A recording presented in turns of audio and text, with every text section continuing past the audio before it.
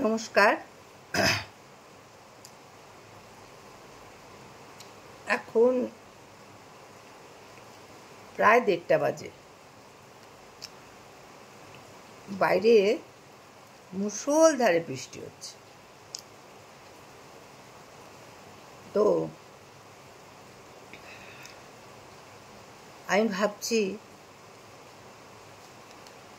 এই বৃষ্টিতে দুটো জিনিস খুব ভালো লাগে। একটা হচ্ছে মুড়ি আর বেগুনি বা চপ খাওয়া, আর একটা হচ্ছে ভূতের গল্প শোনা। অনেকে বলে ভূত বিশ্বাস করি না, ভূত আবার কি, ভূত আছে নাকি, ইত্যাদি ইত্যাদি। কিন্তু আমার একটা অভিজ্ঞতা, যেই অভিজ্ঞতাটা তোমাদের সঙ্গে শেয়ার না করলে তোমরা বুঝতেই পারবে না যে ভূত বলে কোনো কিছু আছে কিনা।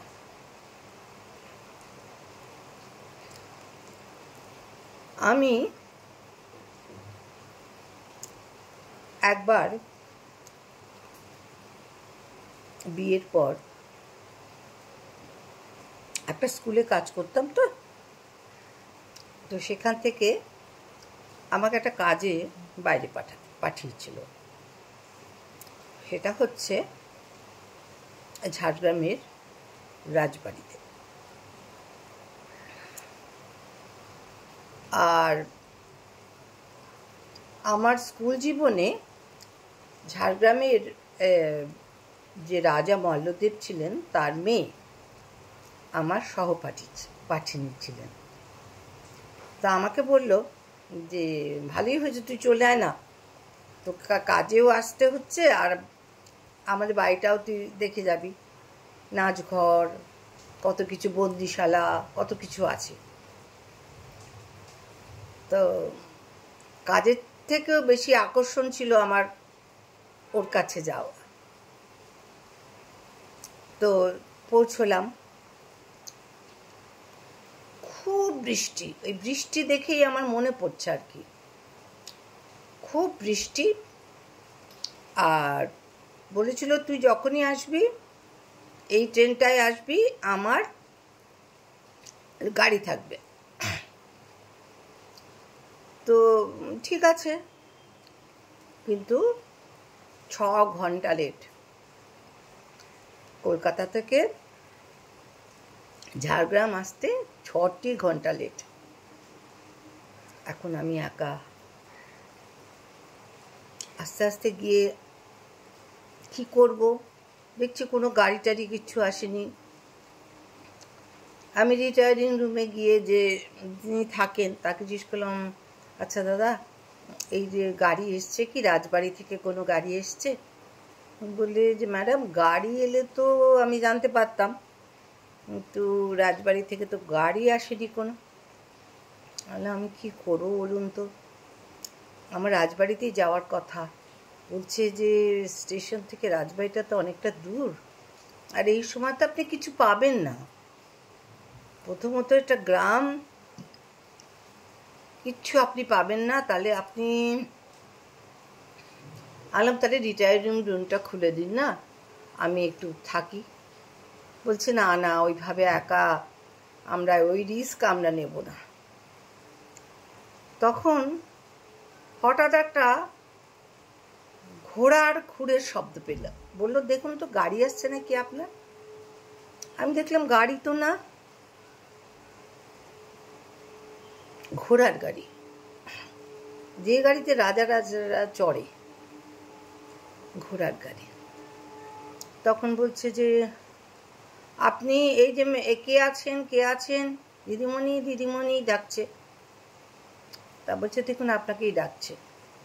গেলাম, বলছে যে রাজবাড়ি থেকে এসছে, আপনি রাজবাড়ি যাবেন তো?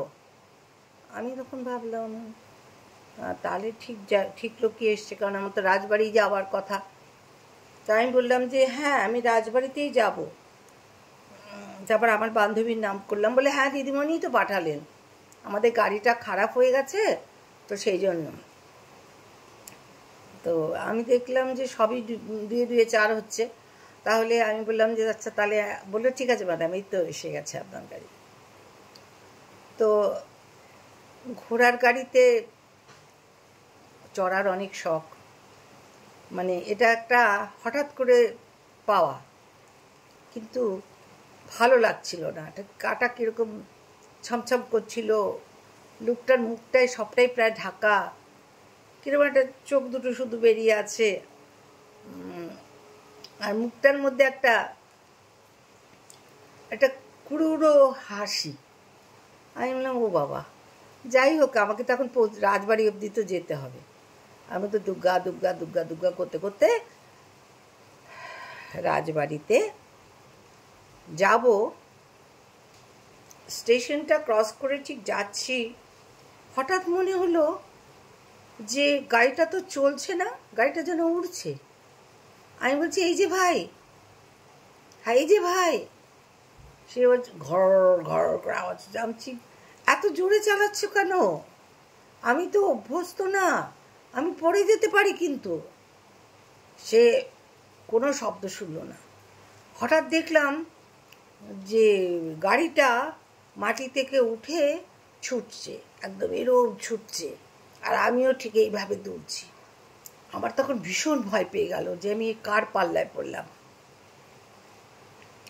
তো যাই হোক, রাজবাড়ির মুখটাতে এসে গাড়িটা আবার স্বাভাবিক অবস্থা নিল, এবং তখন বৃষ্টি থেমে গেছে, সব আলো এসে গেছে, রাজবাড়ি ঝলমল করছে।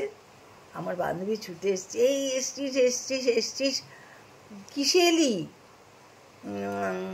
আমাদের গাড়ি জানিস তো পাঠিয়েছিলাম, গাড়িটা এরকম হয়ে গেছে, পাংচার হয়ে গেছে। ভাবলাম আমি তো, তোরা তো ইয়ে পাঠিয়েছিলি, ঘোড়ার গাড়ি। বলে কি বকছিস? কোথায় ঘোড়ার গাড়ি?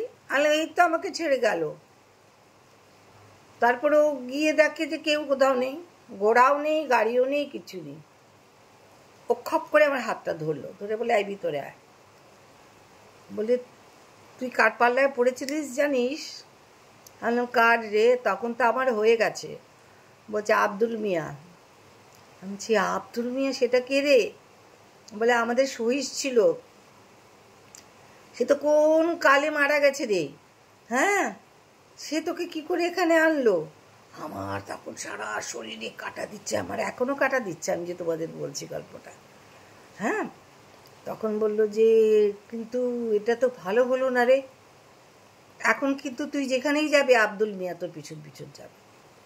আলম তাহলে আমি ফিরে যাবো রে কালকে। বলে এই কি অফিসিয়াল কাজে এসেছিস, ফিরে যাবো রে কালকে? কিচ্ছু হবে না, আমার গাড়ি তোর সঙ্গে থাকবে। তা বললাম ঠিক আছে। ইন্সপেকশনে গেছিলাম স্কুলে। তারপরে ওর সাথে ও বললো না তোকে একা ঘরে দেবো না, ও রাত্রিবেলায় আমাদের নাচ ঘর, নাচ মহল, যেখানে ওদের অস্ত্র থাকতো সেই অস্ত্রাগারটা দেখালো। তারপর বাঘ শিকার করেছিলেন সেই বাঘের ছালটা দেখালো, বাঘের চোখগুলো ওরে বাপরে এখনও জল জল করছে। হ্যাঁ, সেসব দেখে দেখে আমি আব্দুল মিয়াকে ভুলেই গেলাম। তখন রাত্রিরে ওর সাথে শুলাম, সে তো আমরা জড়াবুটি করে শুয়ে খুব গল্প খুব গল্প খুব গল্প। বলে শুধু তুই আসবি বলে বোম্বে থেকে চলে এসছি। আমি বাহ, খুব ভালো হয়েছে। কদিন আছিস? বলে তুই যে কদিন আছিস আমিও ঠিক সেই কদিনই আছি। বললাম আচ্ছা। এইবার সকালবেলা গাড়ি দিয়েছে। গাড়িটা, একটা গাড়ির সাথে যেন একটা কি বিবাদ লেগেই আছে। আমাকে যেতে হবে রঘুনাথপুর, বেশ অনেকটা দূর, একটা ছোট্ট প্রাইমারি স্কুলে। গাড়িটা যেতে যেতে বলছে জাস কে মা ম্যাডাম, এ তো গাড়ি তো ইয়ে হয়ে গেছে, লিক হয়ে গেছে। আলাম তোমাদের কী গো, রাজার বাড়ির গাড়ি এরকম মাঝে মাঝে খারাপ হয়ে যায়, লিক হয়ে যায়, তাহলে আমি এখন কি মাঝ রাস্তায় কি করি? বলে দাঁড়ান, আপনি একটু বসবেন গাড়িতে? আলো না, আমি গাড়িতে বসে থাকতে পারবো না, আমি বাইরে দাঁড়াচ্ছি। ওখানে একটা ছোট বসার জায়গা ছিল, আমি ওখানে বসে আছি। হঠাৎ সেই আব্দুল মিয়া, সেলাম মেম সাহেব। বললাম সেলাম, যাবেন তো রঘুনাথপুর? হ্যাঁ এই তো গাড়ি। ও গাড়ি ওরম ফেসেই যায়, উঠে পড়ুন দেখি। আর আমার ওটা খুব জরুরি কাজ। তবে আমি প্রথমে বুঝলাম যে লোকটা তো আমার কোনো ক্ষতি করেনি। আমি বললাম, দেখো তুমি কিন্তু আস্তে চালাবে, তুমি যে উড়ে উড়ে যাও আমার পছন্দ না। তখন ও খুব হাসলো। তো আমি বললাম, বাবা রে বাবা, ঠাকুর আমার সাহস দাও। রঘুনাথপুরে গেলাম। যতক্ষণ আমি কাজ করেছি আব্দুল মিয়া ঠিক ওই জায়গাটায় দাঁড়িয়েছিল।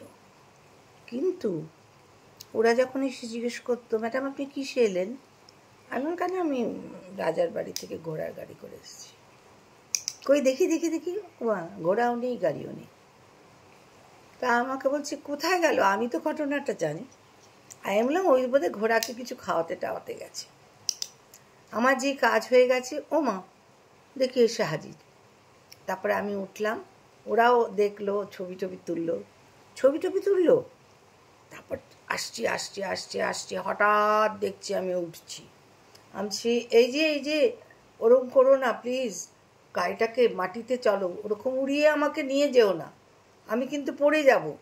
তখন সে না একটা বিকট হাসি হাসছে। আমি বলছি কেন এরকম করছো তুমি? হ্যাঁ কেন করছো এরকম? তখন বলছে যে কোনো শব্দ করছে না কিন্তু। তারপরে আর এদিকে গাড়ি তো আমাকে খুঁজে বেড়াচ্ছে, আমি কোথায় গেলাম। আমি যে নিয়ে চলেও এসেছি কাজ সেরে, সে তো আমার কোনো ট্রেস পাচ্ছে না। আবার গেটের কাছে দিয়ে তখন আমার বান্ধবী বলছে, এই গাড়ি কোথায় রে তোর? আমি জানি না, তোরা সব রাজার লোক, তোদের গাড়ি এমন কেন রে? গাড়ি কী করে রাস্তায় খারাপ হয়ে যায়? বলে হতেই পারে না, গাড়ি একদম ঠিক দেখে আমি এসছি। বলে গেলি কিসে? আনলো কেন? সেই ঘোড়ার গাড়ি। বলে রে তোকে আব্দুল মিয়া ধরেছে রে, ওর ব্যাটার জন্যই গাড়িটা নষ্ট হয়ে গেছে। হ্যাঁ তো তোকে এখানে ছাড়লো কে? আনলাম আব্দুল মিয়া।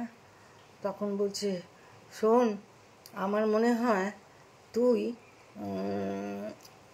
আর বেরোস না। আনলাম বেরোস না, আমার এখনও 2টো স্কুল ভিজিট করতে হবে। তখন বলছে তাহলে আমি সঙ্গে যাবো? আনলাম না না, তুই কেন যাবি, আমি অফিসিয়াল কাজে এসেছি। তখন আমাকে রাত্রিবেলা বলছে, জানিস শ্রী, আমাদের যে গাড়িটা করে তুই গেলি, আমি গাড়িটা তো ভীষণ সুন্দর রে। হ্যাঁ ওটা আব্দুলেরই গাড়ি ছিল, বুঝলি। আব্দুল যখন চালাতো গাড়িটা মাটি দিয়ে যেত না, ও যখন জীবিত ছিল। এত জোরে ঘোড়াটা দৌড়তো যে মনে হতো ওটা উঠছে। হ্যাঁ সেই এরকম করে 2বার অ্যাক্সিডেন্ট হতে হতে বাবা বেঁচে গেছেন।